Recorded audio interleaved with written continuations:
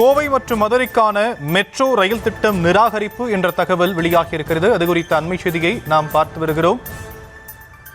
கோவை மதுரையில் metro rail திட்டம் தொடங்க தமிழக அரசு திட்ட அறிக்கையை தயாரித்து அனுப்பிய நிலையில் தற்போது மத்திய அரசு அதை நிராகரித்து திருப்பி அனுப்பியிருக்கும் அண்மை செய்தியை வெளியாகியிருக்கிறது.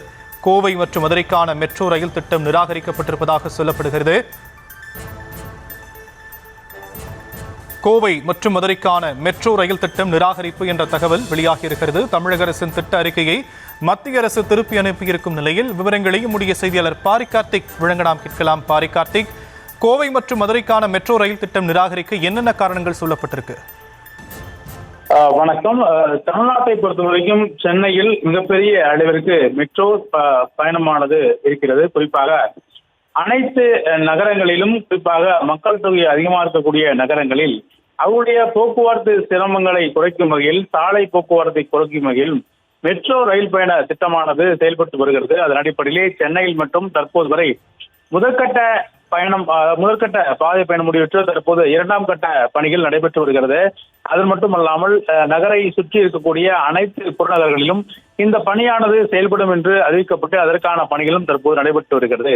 முதற்கட்டமாக நகரங்களை இணைக்கும் பணிகளும், அதே போல கூடுதலாக பல இடங்களில் புறநகரங்களில் இருந்து தொடர்ச்சியாக சென்னை நகரம் முறைக்கும் அந்த பணியானது நடைபெற்ற நிலையில் தமிழ்நாடு அரசின் சார்பில் தொடர்ச்சியாக சென்னை மட்டுமின்றி சென்னை அடுத்தபடியாக திருச்சி, கோவை, மதுரை, சேலம் உள்ளிட்ட நகரங்களிலும் இந்த திட்டம் செயல்படுத்தப்படும் என்று அறிவிக்கப்பட்ட நிலையில் முதற்கட்டமாக மதுரை மற்றும் கோவை என இரண்டு மிகப்பெரிய நகரங்கள், சென்னைக்கு அடுத்தபடியாக இருக்கக்கூடிய இந்த இரண்டு மிகப்பெரிய நகரங்களுக்கும் மெட்ரோ பணிகளுக்கான திட்ட வரையறையை மாநில அரசு தயாரித்து மத்திய அரசுக்கு அனுப்பியிருக்கிறது. மெட்ரோ ரயிலை பொறுத்த வரைக்கும் மத்திய அரசுடைய நிதி பங்கீட்டோடு செயல்படுத்தக்கூடிய ஒரு திட்டங்களில் ஒன்றாக இருக்கிறது. குறிப்பாக மிகப்பெரிய அளவிற்கு நிதி மத்திய அரசின் சார்பில் ஒதுக்கப்படும்.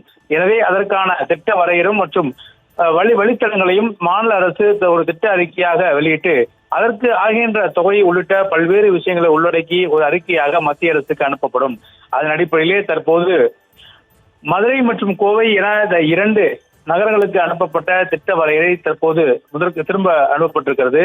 இதற்கு மத்திய அரசு பல்வேறு காரணங்களை கூறியிருக்கிறது. குறிப்பாக ஒரு நகரத்தில் மெட்ரோ திட்டம் கொண்டு வருவதற்கு குறைந்தபட்சம் 20 லட்சம் மக்களாவது இருந்திருக்க வேண்டும். ஆனால் இரண்டு நகரங்களிலும் 20 லட்சத்துக்கும் குறைவான மக்கள் தொகையை வசிப்பதன் காரணமாக இந்த திட்ட வரையை தற்போது ஏற்றுக்கொள்ள முடியாது என்று மத்திய அரசு தெரிவித்து அதை முழுமையாக திரும்ப அனுப்பப்பட்டிருக்கிறது. இதன் அடிப்படையில் மதுரை மற்றும் கோவைக்கு 2 மெட்ரோ வழித்தடங்கள் அமைக்கப்படும் என்று மாநில அரசு அறிவித்த நிலையில் மத்திய அரசினுடைய நிதி பகிர்வோடு அந்த திட்டம் செயல்படுத்தப்படும் என்று மாநில அரசு அறிவித்திருந்தது.